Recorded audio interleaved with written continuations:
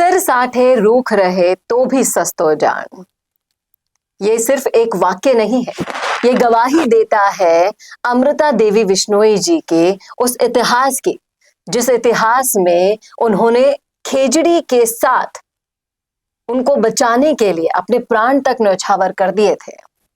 और आज एक बार फिर से पूरा राजस्थान एक हो रहा है और उसी कहानी को दोबारा से लिखता हुआ प्रतीत हो रहा है। और इस आवाज में एक एक करके सभी जुड़ते जा रहे हैं। हनुमान बेनीवाल भाटी के साथ अब सुर मिलने लगे हैं हरीश चौधरी और वसुंधरा राजे के भी, लेकिन फिर भी सरकार के जू क्यों नहीं रेंग रही है, ये एक बहुत बड़ा सवाल है। तो करेंगे इस मुद्दे पर चर्चा इस वीडियो में, इसलिए बने रहेगा आखिर तक हमारे साथ। नमस्कार, मैं हूं चेतना शर्मा, आप देखना शुरू कर चुके हैं संवाद भारत का। भारत के लिए बातचीत करने के लिए मेरे साथ मौजूद है हमारे editor in chief Varun Bhansali ji. तो वरुण सर, क्या कहेंगे आप कि आंदोलन छिड़े हुए इतना वक्त बीत चुका है, क्या लगता है कि सरकार अभी तक क्यों नहीं चेत रही है? एक ही जगह पर लोग इकट्ठा हो गए, संत इकट्ठे हो गए, समाज के समाज इकट्ठा हो गए, लोगों की तबीयत बिगड़ने लगी है, 17 जनों की तबीयत भी खराब हो गई है, लेकिन सरकार है कि कान नाक आंख सब बंद कर कर बैठी है। देखिए, आप इस बात को समझिए कि सरकार के पास शायद कोई ऑप्शन नहीं है, क्योंकि खेजड़ी के पेड़ हो या ओरड़ की जमीन हो, इन दोनों पे जो कुठाराघात हो रहा है वो करने वाली सोलर की कंपनियां हैं, जो बीकानेर में कर रही हैं, जैसलमेर में कर रही हैं, बाड़मेर में कर रही हैं। और सरकार का राइजिंग राजस्थान हो या कोई भी इन्वेस्टमेंट हो जो राजस्थान की तरफ आ रहा है, वो सोलर से ही सबसे ज्यादा आ रहा है। और कहीं ना कहीं इस पर कुछ रिएक्शन देना या कोई कदम उठाना सीधा सीधा राइजिंग राजस्थान की पूरी सफलता पर कुठाराघात होगा। और इसीलिए सरकार के पास कोई बीच का रास्ता लगता है बच नहीं रहा है। और अब जिस तरह से इस पूरे आंदोलन का जो सबसे बड़ा नुकसान हो रहा है वो ये हो रहा है कि बीजेपी का कोर वोट बैंक यानी कि राजपूत, वो ही इसमें सही सबसे ज्यादा बीजेपी का विरोध कर रहा है। तो अभी ये सिचुएशन हो गई है कि इधर कुआं है और उधर खाई है, जाए तो जाए कहां। अगर हम विरोध कर देंगे इस पूरे आंदोलन का तो राजपूत आपके विरोध में चले जाएंगे, पक्ष में चले जाएंगे तो सोलर कंपनियां चली जाएगी, राइजिंग राजस्थान पूरी तरह से फेलियर साबित हो जाएगा, इन्वेस्टमेंट आएगा नहीं। और आज इस सरकार के पास सबसे ज्यादा सफलता बताने के दो ही तो पहलू हैं, एक ईआरसीपी योजना की शुरुआत और दूसरा राइजिंग राजस्थान और सोलर कंपनियों का इन्वेस्टमेंट। दूसरा और सबसे बड़ा जो सफलता का पॉइंट है वो तो जीरो हो जाएगा, क्योंकि ईआरसीपी आने में तो काफी वक्त लगेगा, ये सरकार जाने के बाद भी आ जाए तो बड़ी बात है। लेकिन कहीं ना कहीं रास्ता तो खोजना होगा। यहाँ आप देखिए, एक तरफ पर्यावरण प्रेमियों का हुजूम उमड़ रहा है, दूसरी तरफ अगर इन्वेस्टमेंट नहीं आएगा तो प्रदेश का विकास कैसे होगा? क्या लगता है आपको कि सरकार की तरफ से पहल नहीं करनी चाहिए? आप समझिए, सैंडविच बनता जा रहा है। आप पहले ओरड़ की जमीन, फिर खिजड़ी के पेड़, उसके ऊपर से अरावली, तो पर्यावरण प्रेमी तो आएंगे ही आएंगे। जब आप हर कदम पर्यावरण के अहित में ही उठा रहे हो तो वो कैसे नहीं आएंगे।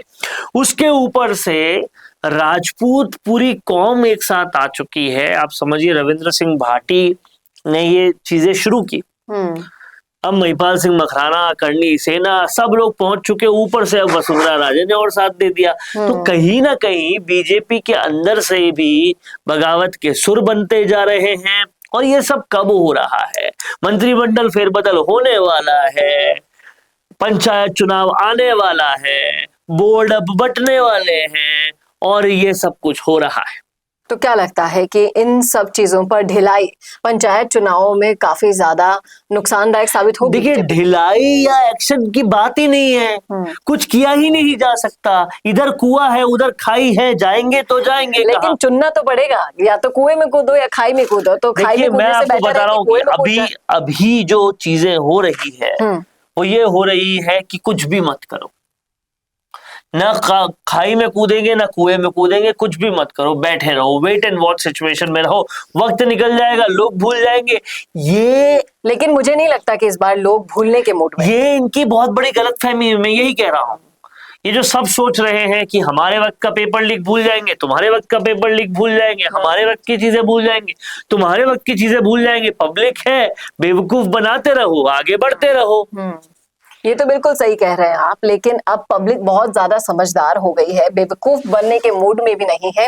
ये समझ में आ जाना चाहिए इस आंदोलन को देखते हुए, और जिस तरीके से एक दूसरे के धुर विरोधी रहते हुए भी, अगर आप मान लीजिए उसमें भाटी भी है, हनुमान बेनीवाल भी है, हरीश चौधरी और वसुंधरा भी है, तो ये विरोधी सुरों को एक साथ करने वाली जो ताकत ये आंदोलन बन रहा है, कहीं ना कहीं ऐतिहासिक भी हो सकता है। इस बात को समझना बहुत। देखिए, हरीश चौधरी शायद नहीं होते अगर पचपदरा से रिफाइनरी नहीं जाती तो। अब बात यह है कि किसी न किसी तरीके से ये सरकार जो है उसका पूरा विरोध करना ही करना है, और उसमें भाजपा, कांग्रेस, विरोधी और सब एक हो चुके हैं। ये दोनों मुद्दे, वो भी बीकानेर की धरा से जो उठे हैं, उससे लगता है कि पूर्व मुख्यमंत्री गहलोत जहां पर भी होंगे देखकर बड़े खुश हो रहे होंगे कि जो वो चाहते थे वो हो रहा है, या फिर शायद इस काली दाल के पीछे जो कंकड़ हैं वो बोए उन्होंने ही भी हो, इसमें भी कोई बड़ी बात नहीं है। तो बहुत सारी साजिशें, बहुत सारी बातें इसके पीछे, इस पर्दे के पीछे चल रही है, लेकिन बड़ी बात यह है कि सियासत को पूरा हिला दिया है इस पूरे मसले ने, और राजस्थान की सियासत इस वक्त जो हिचकोले मार रही है उसका दंश दूर दूर तक जा रहा है। देखना वाकई में दिलचस्प होगा कि ये आंदोलन और कौन सा नया मोड़ लेता है। बताइएगा जरूर कमेंट करके, कमेंट बॉक्स में क्या सोचते हैं आप इस मुद्दे पर, रखिएगा राय जरूर, और ऐसे ही वीडियोस के लिए देखते रहिए संवाद भारत का, भारत के लिए। नमस्कार। वीडियो चाहिए बिजनेस प्रमोशन का या फिर पर्सनल ब्रांडिंग के लिए, तो अब आपको एक ही जगह मिलेंगे हाईटेक स्टूडियोज, प्रोफेशनल सेटअप और creative team, green screen and soundproof studio, perfect lighting और pro setup, podcast setup, ultra clear audio और multi camera angles, 75 inch touch panel, teaching और एक्सप्लेनर वीडियोस के लिए परफेक्ट, 10 से 15 साल experienced anchors और journalist जो आपके कंटेंट को देंगे प्रोफेशनल टच। राजस्थान का तीसरा सबसे बड़ा डिजिटल न्यूज चैनल आपकी ब्रांड को मिलेगा प्लेटफॉर्म।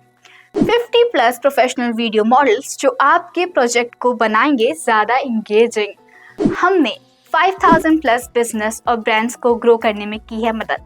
अब आपकी बारी।